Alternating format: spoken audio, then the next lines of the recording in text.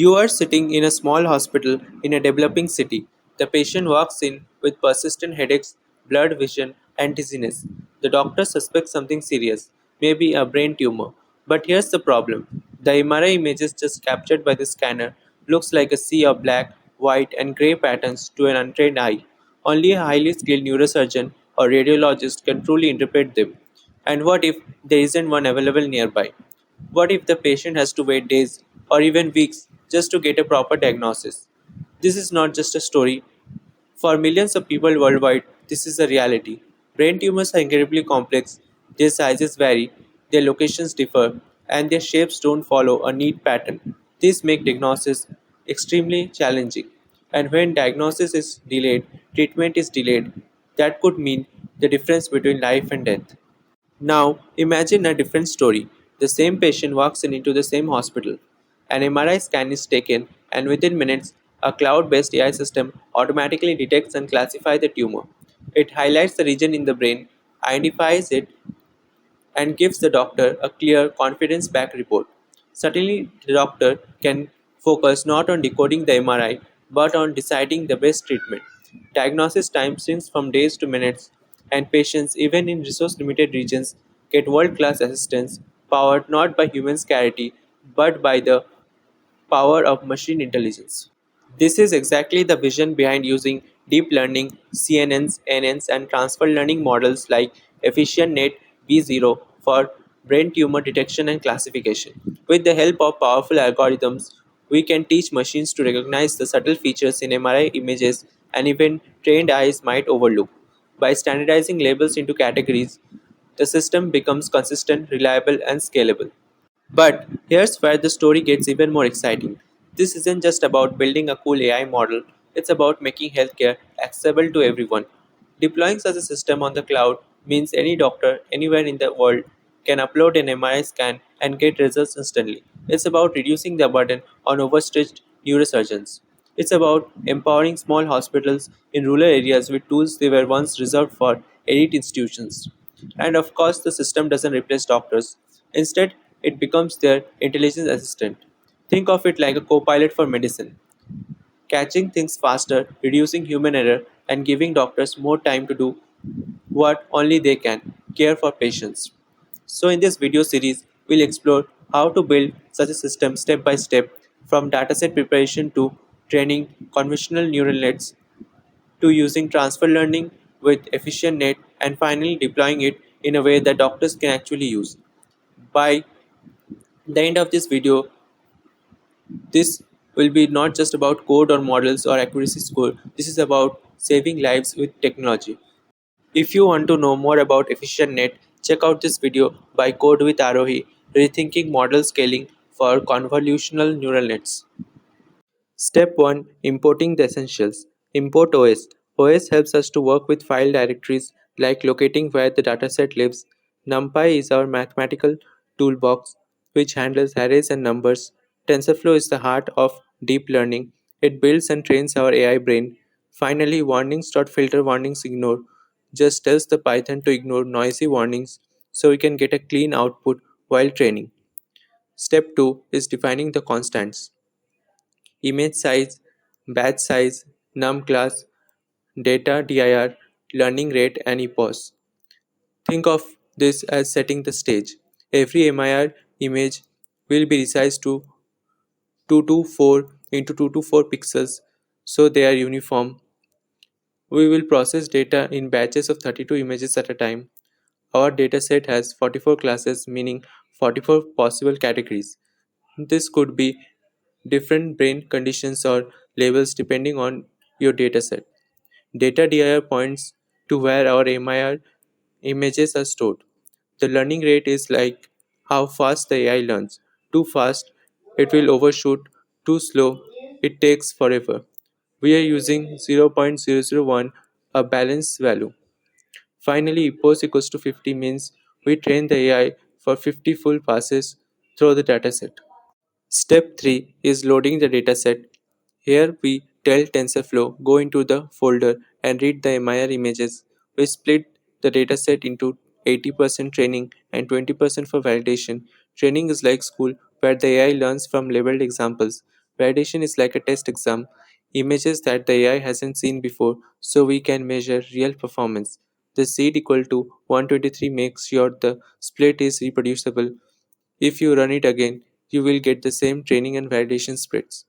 Step 4 is identifying the class. Class names equal to np.array train ds.classnames print found classes class names. Now the TensorFlow scans the folder name and automatically labels them. Each folder is a class and these names get stored in class names. We print them just to confirm. This is like giving the AI a directory. If I see an image from folder 17, that means disease type 17. Step 5 is data argumentation. Here's a trick to make the AI smarter. We don't have millions of MRI scans, so we simulate variety by augmenting the data. Random flip flips the image in different direction, random rotation slightly rotates the brain image, and random zoom zooms in or out randomly. This prevents overfitting. Without this, the AI might memorize images instead of learning general patterns. Step 6 is building the model. Now here comes the hero, EfficientNet V2B0. This model was trained on millions of images, ImageNet dataset, and knows how to detect shapes, edges, and textures. We use it as a feature extractor. We set include top equals to false because we will add our own classification layers.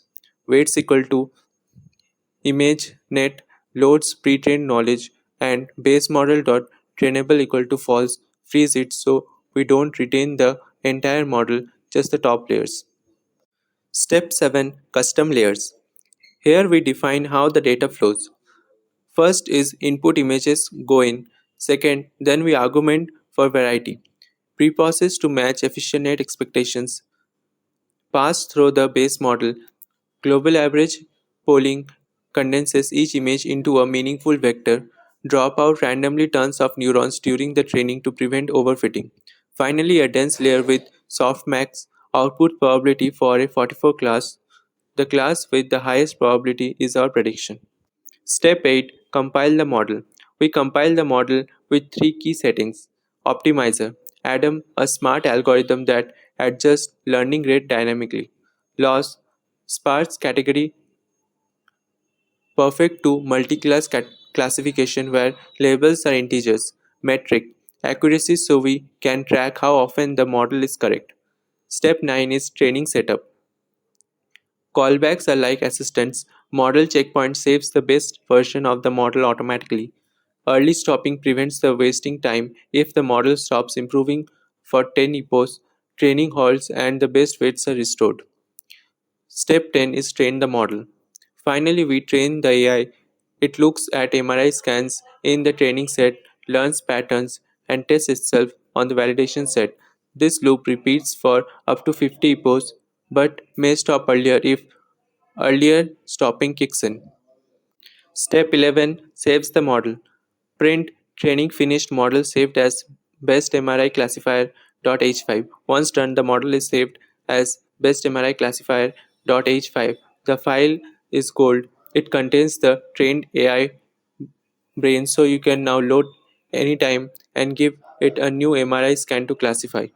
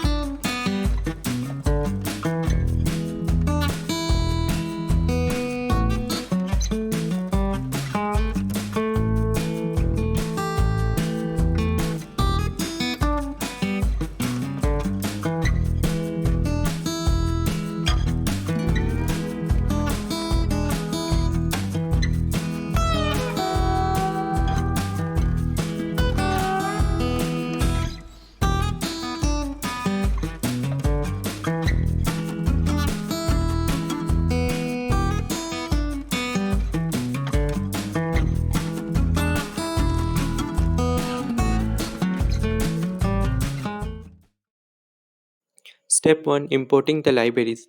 Import OS to read class folder names, NumPy for numerical operation, CV2 to load and preprocess MRI images, TensorFlow to load and run the trained CNN model, warnings to suppress the unnecessary warnings, Tinker to build the GUI, windows, buttons, and labels, PIL or Pillow to handle and display the images, model path equal to best MRI classifier.h5 and data dir equals to data, path to your trained model file, and path to your dataset folder so you can extract the class labels. Step 3 is load model and classes.